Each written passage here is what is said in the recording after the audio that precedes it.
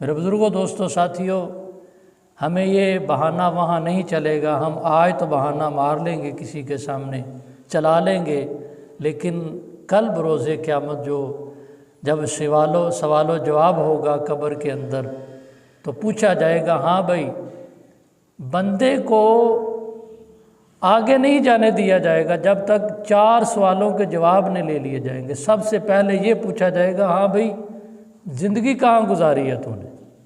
سب سے پہلے یہ سوال ہوگا، بتا تو نے ساری زندگی کیا کیا ہے؟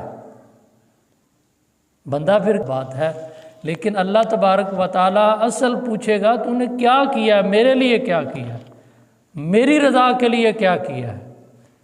بروز محشر، بروز قیامت، اللہ تبارک و تعالیٰ کے عرش کا سایہ اس بندے کو نصیب ہوگا جو اللہ کی رضا کے لیے، اللہ کی رضا کے لیے مسجد کے ساتھ تعلق رکھتا ہے۔ اللہ کی رضا کے لیے دوسرا بندہ وہ ہے جو اللہ کی رضا کے لیے آپس میں محبت رکھتا ہے، آپس میں جدا ہوتا ہے، پھر اللہ کی رضا کے لیے عدل کرتا ہے، حاکم ہے تو پھر عدل کرتا ہے اللہ کی رضا کے لیے۔ اللہ تبارک و تعالیٰ اسے اپنے عرش کا سایہ عطا فرمائے۔